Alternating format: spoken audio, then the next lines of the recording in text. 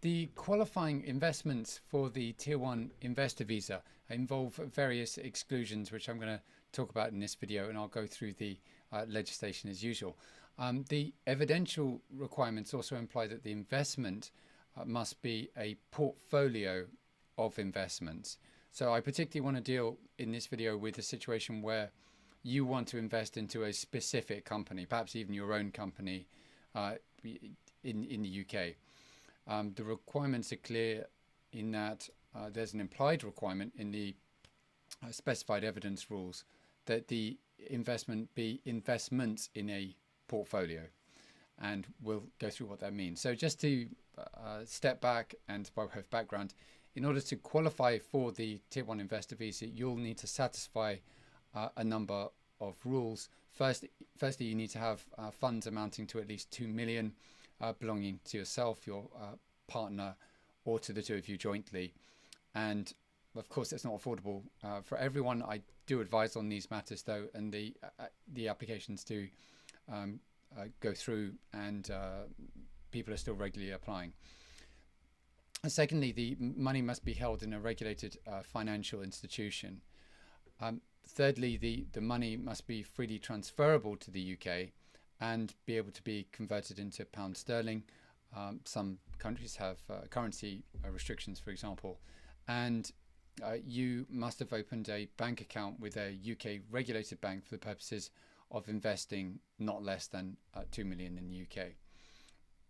So if you've held your investment funds for less than 2 years, then you'll need to prove the source of your funds. And in every case, the Home Office will need to be satisfied as to the provenance of your funds. So the background to this is that there were various Russian oligarchs, for example, but others as well, who invested into the UK, and there was a sort of scandal around it insofar as the proper anti-money laundering hadn't really been done, or at least that was the appearance. And so the new requirement was introduced to try and make sure that to force the banks to do their due diligence properly, but also this requirement that it be held for 2 years. And if you've held it for less than 2 years, then you need to prove the source of it. So there's more extended due diligence involved. Now, some people want to just invest into a specific company, and that's what I want to deal with now.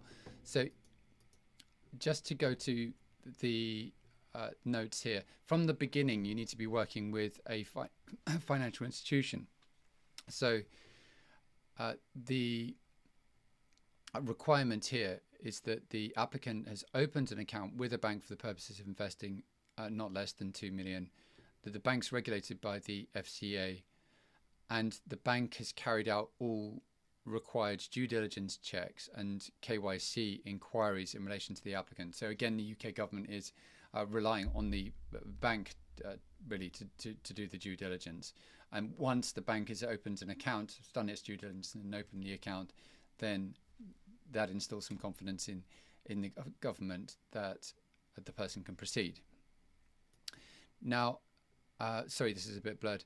The other requirement is that the investment be in active and trading UK registered companies, again plural, meaning companies which are registered with Companies House in the UK, are registered with HMRC for corporation tax and PAYE, have accounts and a UK business account, both showing regular trading of its own goods or services, and have at least 2 UK-based employees who are not its directors. So again, the reference is plural, and so you're investing into companies, plural. And then when we come to this requirement, this is in the specified evidence, the applicant must provide a series of investment portfolio reports certified as correct by a UK regulated financial institution. And those must do various things. I'll just scroll through this slowly so you can read this in your own time if you wish.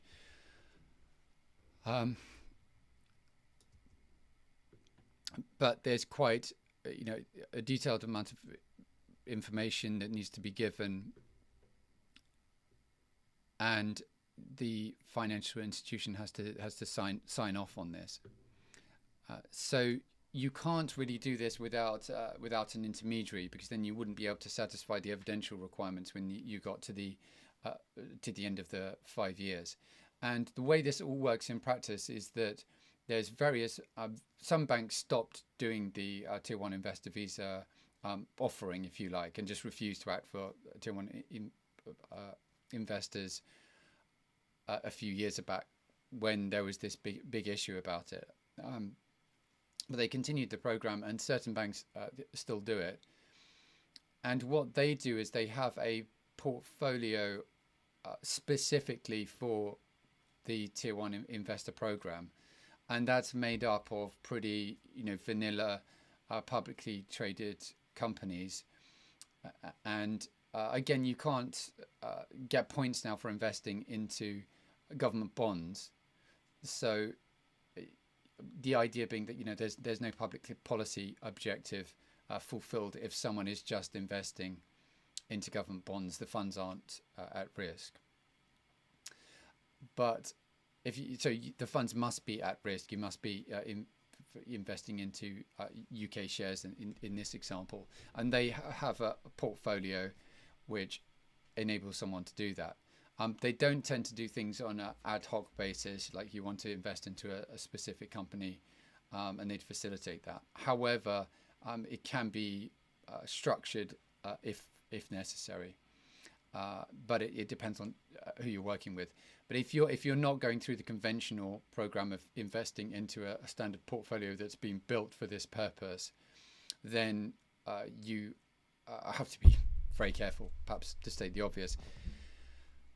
Now, the reason for that is that there are only certain qualifying investments, and if I can just take you through some of the exclusions.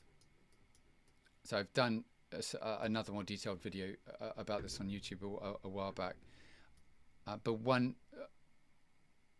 So if we have a look at this definition, investment excludes investment by the applicant by way of open-ended investment companies, companies mainly engaged in property investment. Now, and you can't get around that by, for example, investing into a company that in turn has, which its main business is not a property, but it has subsidiaries that deal with property. You can't circumvent this rule, because there's a rule about intermediaries, and they look to the end company in the chain, if you like. Deposits with banks, so you can't just have the money sitting in a bank like you can in fact under some of the other investor programs, like for the Channel Islands. There's one where you can have the money simply sit in the bank, and that's only 1 million rather than 2 million. And then there's another exclusion is ISAs, premium bonds, savings certificates, then leveraged investment funds. As I say, there's the rule here about intermediary vehicles.